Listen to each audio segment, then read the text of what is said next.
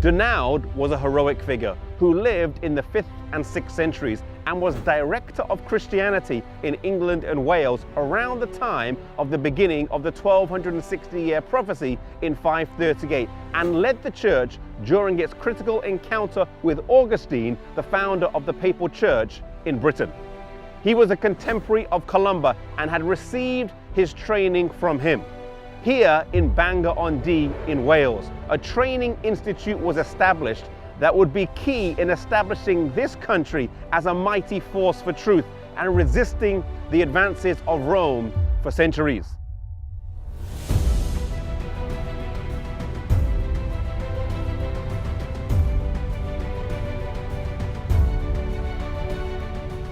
The school here in Bangor was not a small one with just 20 or 30 students, but it would have had hundreds and at times thousands of students. There was one particular story. Soon after the leaders of the Celtic Church had met with Augustine and rejected his teachings and authority, when 1,200 ministerial students from this school were slaughtered.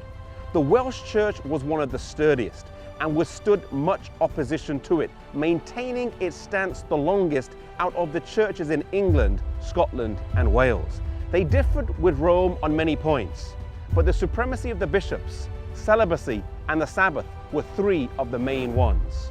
There is much evidence that the Sabbath prevailed in Wales universally until AD 115, when the first Roman bishop was seated at St. David's.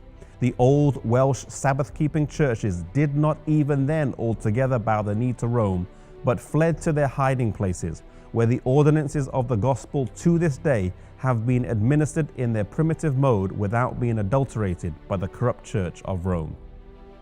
So in the 6th and 7th centuries, we see a strong Celtic church. Patrick had been the evangelist in Ireland, Columba in Scotland, Aidan in England, and Dinooth had established a training centre here in Wales.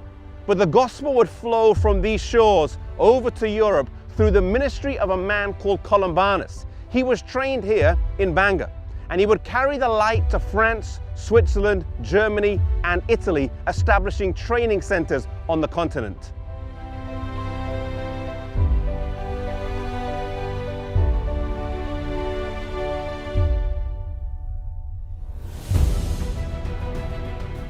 The first place he established a school was in France. Here, along with 13 others who would come with him, these Celtic missionaries lived their lives, reading the scriptures and teaching other people. No longer did the youth of the land have to travel to Ireland, Scotland, or Wales to receive training, but right in Europe they could receive an education of the highest standard. Soon this school became too small, and he planted another one nearby, and then another one nearby, all within 20 miles of each other. Later on in his life, he would plant schools in Switzerland and in Germany. Even as he was nearing the end of his life at 70 years old, he did not slow down. Now settling in Italy, he was joyfully received, and the commonality between the faith of the Celtic Church and that of the Waldensians was seen as he found a strong bond with the believers there. Refusing to enjoy a comfortable retirement, he asked the king for a place to plant a new centre, and the locality of Bobbio, with its ruined church, was given him, and he established a school and library there.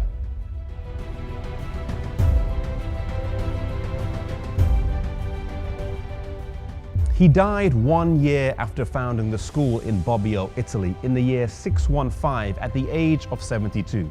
He lived a faithful life, learning the gospel here in Wales, and then dedicating his life to the spreading of the gospel in foreign lands, setting up mission institutes all over Europe.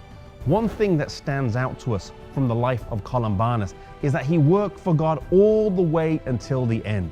He didn't enjoy an easy retirement, but he kept pressing on. No matter who we are, whether we work for the church or whether we don't work for the church, whether we are employed, whether we're unemployed, whether we're old or whether we are young, let us be faithful to God wherever we are, using the talents God has given to us all the way until the end.